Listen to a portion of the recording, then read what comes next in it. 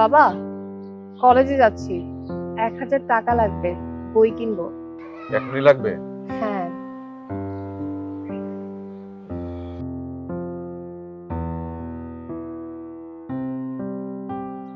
আমার কাছে 1000 টাকাই ছিল, কিন্তু তোমার বই কেনাটা খুব জরুরি।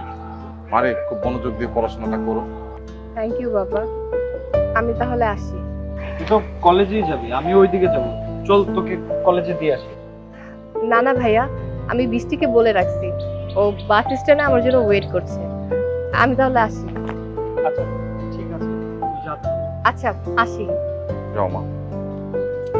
বাবা, আমি অটো সবগুলো না টাইট দিয়ে দিছি, তুমি তাহলে অটো নিয়ে যাও, আমি অন্য বাকি কাজগুলো করব।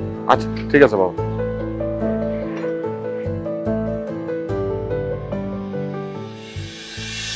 কাজগুলো অনেক ইম্পর্টেন্ট।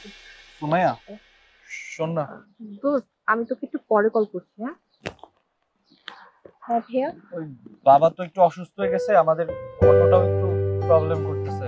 চল একটু দুজন মিলে অটোটা একটু পরিষ্কার করে তারপর আবার আমি অটো নিয়ে বের হবো। অটো কাজ কর না।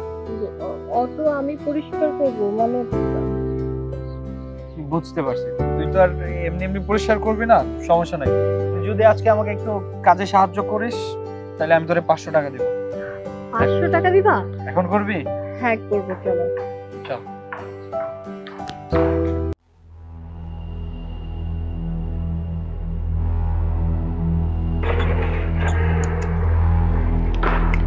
সুমাইয়া,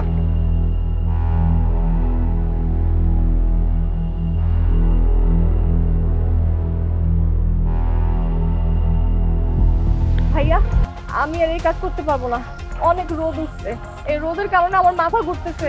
আমি যদি আর কিছুক্ষণে কাজ করি আমি অসুস্থ হয়ে যাবো, আমি পারবো না। তুই কি 500 টাকা নিতে চাস না? আরে রাখো তোমার 500 টাকা। 500 টাকার জন্য মানুষ এত কষ্ট করে নাকি? এত কষ্ট আমি করতে পারবো না। উফ, আমি জানতাম যে তুই এই কষ্টটা করতে পারবি না, কারণ এই কষ্ট, এই কাজ করা তোর পক্ষে সম্ভব না। কিন্তু তারপরও কেন তোকে এই কাজটা করতে দিছি জানিস? একবার ভালো করে ভেবে দেখ, যেই কাজটা তুই মাত্র 10-15 মিনিট, আধা ঘন্টা পর্যন্ত করতে পারতেছিস না, সেই কাজটা বাবা রাত দিন এক করে পরিশ্রম করে। কখনো বলে নাই যে আমার খারাপ লাগতেছে, আমার অসুস্থ লাগতেছে। এমনকি যখন সত্যি সত্যি বাবা অসুস্থ থাকতো তখনও তোর জন্য, শুধুমাত্র তোর জন্য বাবা দিন রাত কাজ করতো, কোনো অভিযোগ না, যেন একটু বেশি টাকা ইনকাম করতে পারে আর সেই টাকাটা দিয়ে তোকে পড়াশোনা করাইতে পারে, বাবার স্বপ্নটা পূরণ করতে পারে। কারণ বাবার স্বপ্ন আমি তো পূরণ করতে পারি নাই। তুই কি করছিস? তুই তো বাবার স্বপ্ন পূরণ করতেছিস না, তুই তো বাবার স্বপ্ন নষ্ট করতেছিস, বাবার এই কষ্ট করে উপার্জন করা টাকা নষ্ট করার মাধ্যমে। মানে নষ্ট করি মানে? তুমি কিভাবে বলতেছো যে আমি টাকা নষ্ট করি? তার মানে কি মনে করছিস তুই বাবার টাকা নষ্ট করে যাবে কিন্তু আমি সেটা বুঝতে পারবো না? আরে তুই যখন ওই দিন তোর বান্ধবীর সাথে মোবাইলে কথা বলতেছিলি মুভি দেখা নিয়ে। হ্যাঁ শোন না বৃষ্টি, তুই কোনো টেনশন করিস না, আরে সিনেমার টাকা আমি ম্যানেজ করে ফেলছি। হ্যাঁ আচ্ছা তুই তাড়াতাড়ি আয়, আমি দাঁড়ায় আছি, একসাথে সিনেমা দেখতে যাব। আরে করছি একটা কিছু বলে টাকা ম্যানেজ করে ফেলছি, তুই চিন্তা করিস না, তাড়াতাড়ি আয়। ওকে।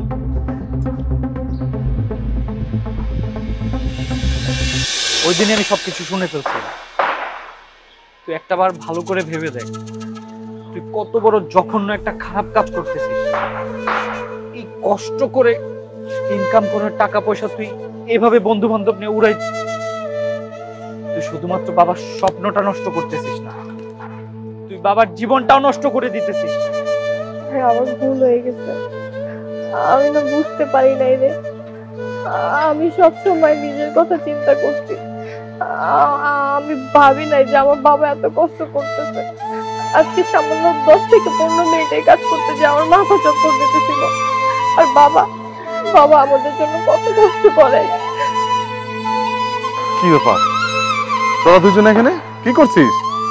বাবা বাবা আমি না তোমাকে একটা সত্যি কথা বলতে চাই, আমি না এতদিন তোমার সাথে অনেক অন্যায় করছি, আমি অনেক মিথ্যা কথা বলছি। বাবা আমি যদি তোমাকে সত্য কথাটা না বলি তাহলে যে তোমাকে অনেক ঠকানো হয়ে যাবে বাবা। বাবা সেদিন আমি তোমার কাছ থেকে বই কেনার জন্য 1000 টাকা নিয়েছিলাম না, আসলে বাবা ওই টাকাটা দিয়ে না আমি বই কিনিনি। আমি আর আমার বান্ধবী দুইজন মিলে সিনেমা দেখতে গিয়েছিলাম। শুধু ওই দিন না বাবা, দিনের পর দিন এরকম অনেক মিথ্যা কথা বলছি আমি তোমাকে। মিথ্যা কথা বলে বলে আমি তোমার কাছ থেকে অনেক টাকা নিয়েছি।